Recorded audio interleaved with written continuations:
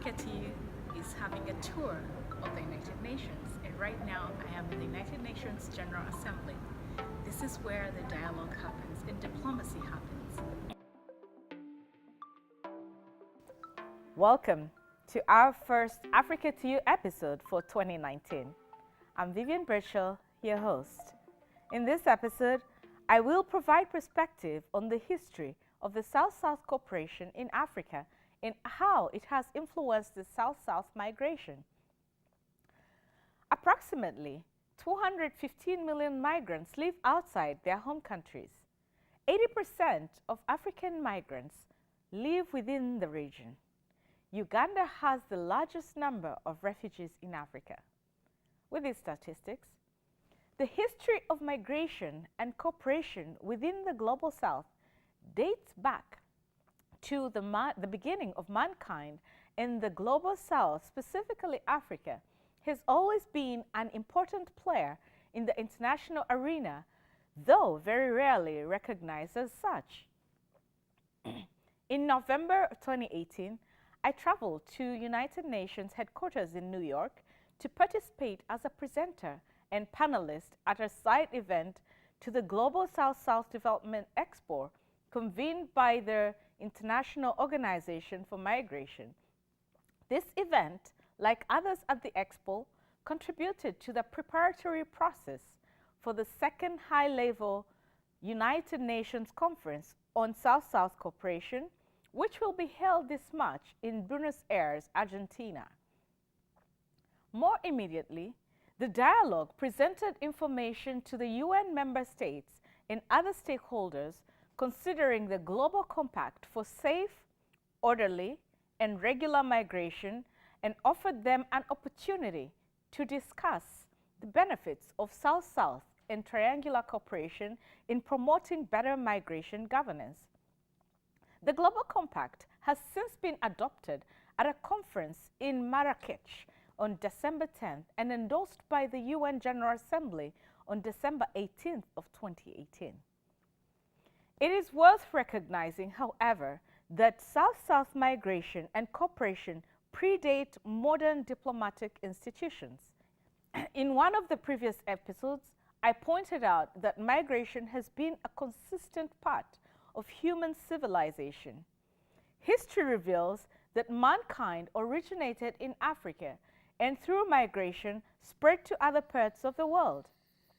According to genetic evidence and the most recent fossil discoveries, groups of modern humans first moved across the Sinai Peninsula about 180,000 years ago.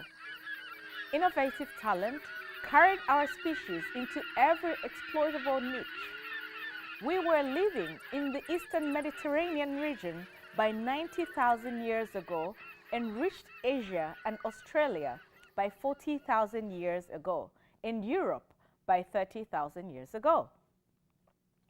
During ice ages, sea levels were as much as 425 feet lower than they are today, so there were land bridges connecting many of today's islands and continents. Humans walked across what is now the Bering Strait from Russia to Alaska by 15,000 years ago and reached the southern tip of South America by 12,000 years ago. Polynesian voyagers even colonized New Zealand at least 700 years ago. Historically, there have been different social, economic, and political reasons for migration.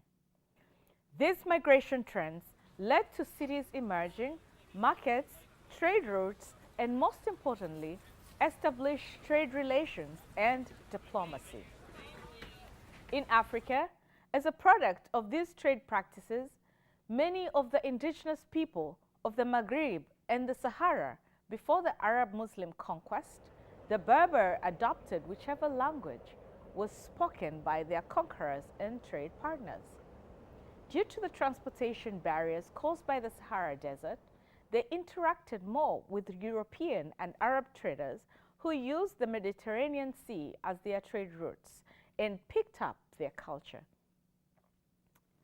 This scenario is similar to the settlement and integration of refugees in Uganda. I earlier mentioned that Uganda hosts the most refugees in Africa, and many of these refugees have picked up local identities and practices. However, there were also the Trans-Saharan trade routes and the Nile Valley migratory routes that led various groups of people from across the Sahara into sub-Saharan Africa, and they settled there. As a result of the Trans-Saharan trade, Berber merchants and nomads incorporated the lands of the Sudan and other lands in the sub-Saharan region into the Islamic world and culture. There was also the great African migration of the Bantu from West Africa all the way to the south, and the Nilotics, the Nilohamites, and other ethnic groups.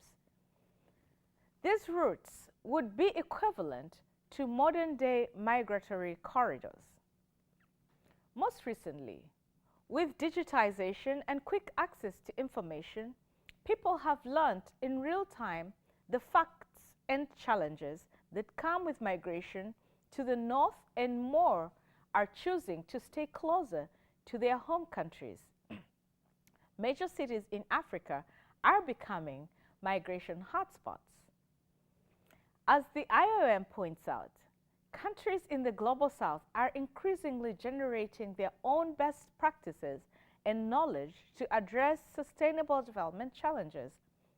This is critical to a successful South-South cooperation that would have to tap into indigenous local solutions to challenges, especially since there are less formal migration policies in the South, specifically Africa.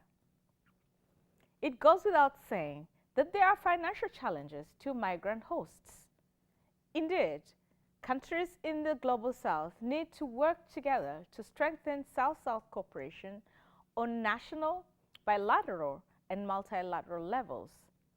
My recommendation is that Africa, as part of the Global South, be more practical in its strategies by revisiting the things that Africa is naturally gifted with, such as friendly people, flora, fauna, and minerals, and leverage that in promoting the South-South cooperation without having to borrow a lot of money from the North and get tied into debt.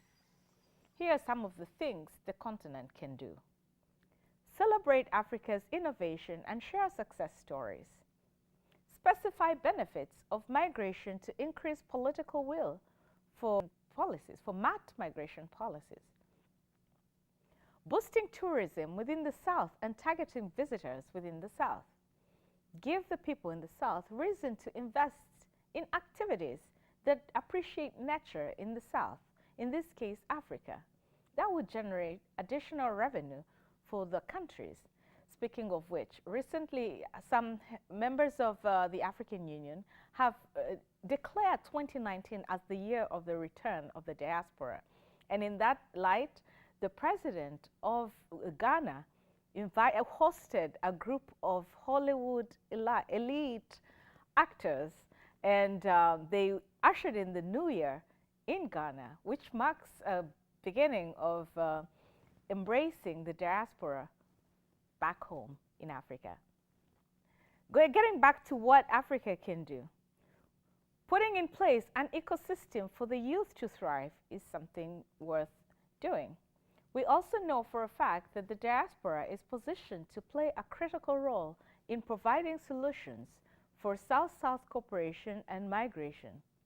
In a previous episode, I also mentioned that reports indicate that immigrants from the continent of Africa to the United States are highly educated and contribute significantly to academic research, though many are underemployed. These immigrants can easily be engaged for consultation, strategic planning, and networking. For more about Africa, visit africatu.org or send me an email at africatu.vivian@gmail.com. You can also watch other episodes on our YouTube channel. Thank you for watching Africa to You. Till next time.